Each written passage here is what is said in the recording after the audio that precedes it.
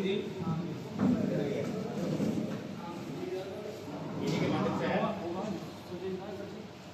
सचिन भाई होंगे।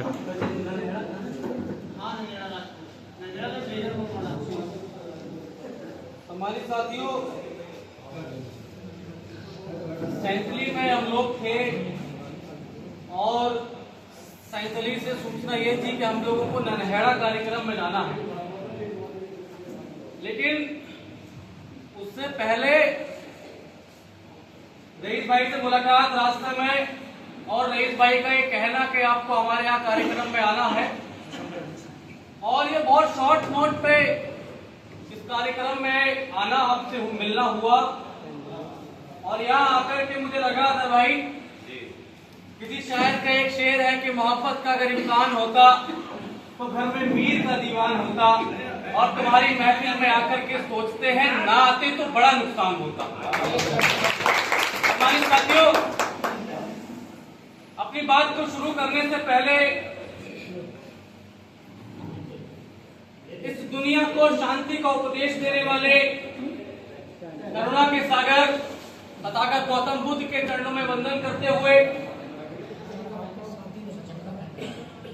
संतों में संत शिरोमणि गुरु रविदास जी महाराज, गुरु घासीदास, पेरियार रामास्वामी विनायकर साहब, छत्रपति शिवाजी महाराज, राष्ट्रपिता ज्योतिबा फूले, माँ सावित्रीबाई फूले, माँ फातिमा शेख, माँ उदा देवी पासी, माँ अवंतिका बाई लोधी, और मिसाइल मैन के नाम से जाने जाने वाले डॉक्टर एपीजे अब्दुल कलाम साहब, सर सैयद अहमद खान साहब, वीर अब्दुल हमीद साहब, और इस देश को सुंदर सा संविधान देने वाले, गांधी को जीवन दान देने वाले परम पूजनीय, परम श्रद्धेय, परम आराध्य बाबा साहेब डॉक्टर भीमराव अंबेडकर जी के चरणों में नतमस्तक होते हुए, और विभिन्न जातियों में बटे इस पूरे समाज को कश्मीर से लेकर के कन्याकुमारी तक साइकिल से भ्रमण करके पूरे भारत का बहुजन नाम की माला में पिरोने वाले, और इस बहुजन समाज की उत्तर प्रदेश के अंदर 4-4 बार सरकार बनवाने वाले बहुजन महानायक मान्यवर काशीराम साहब के चरणों में कोटि कोटि नमन करते हुए, जिन्होंने आज तक हमारे लिए काम किया, मेरा उनसे भी कोई गुरेज नहीं, मेरा उनको भी नमन। भीम आर्मी के चीफ और आजाद समाज पार्टी के माननीय राष्ट्रीय अध्यक्ष महोदय, नगीना के लोकप्रिय सांसद आदरणीय एडवोकेट चंद्रशेखर आजाद जी को अपना आदर्श नेता मानते हुए, आज गांव डिडोली में रईस भाई जी के आवास पर हो रही इस आजाद समाज पार्टी और भीम आर्मी की संयुक्त बैठक में यहां मंच पर तशरीफ फरमा भाई देवेंद्र बैसला जी, भाई अतर एहसान साहब, जिलाध्यक्ष भाई एडवोकेट अजब सिंह जी, वह पार्टी के जिलाध्यक्ष भाई एडवोकेट मनोज कुमार जी, जिला प्रभारी भाई सोविंदर जी, और बहुत सुंदर से संचालन की व्यवस्था करने वाले भाई हरविंदर सिंह जी, और मेरे सामने बैठे हुए सभी गांव के सम्मानित साथियों, आसपास से चल करके आए सभी सम्मानित साथियों, ये प्रशांत अंबेडकर आप सबको क्रांतिकारी जय भीम प्रस्तुत करता है। सम्मानित साथियों, आप वो लोग हैं, जब आप चट्टान की तरह अड़ गए तो आपने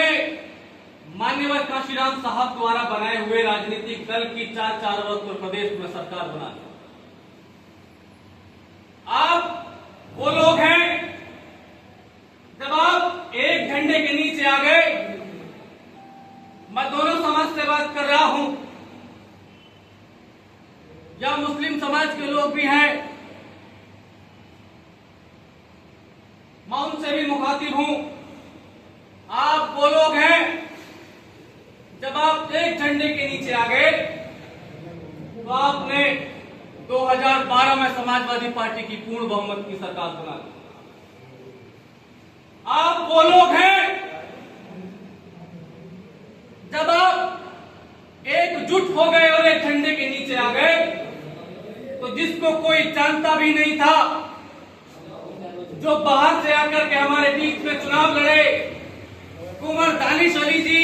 आपने चट्टान की तरह उनको जिता करके मेंबर ऑफ पार्लियामेंट बनाकर यहां से भेज दिया।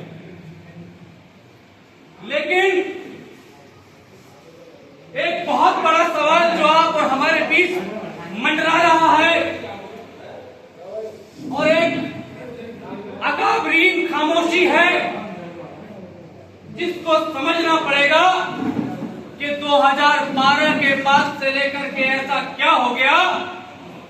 कि हम उत्तर प्रदेश के अंदर परिवर्तन नहीं कर पा रहे। सम्मानित साथियों, 2012 से लेकर के अब तक परिवर्तन ना होने का मुख्य कारण है आपका और हमारे बीच का जो गैप है वो दिन प्रतिदिन बढ़ता चला जा रहा है। मैं यहां खड़ा हूं तो इस उद्देश्य के साथ खड़ा हूं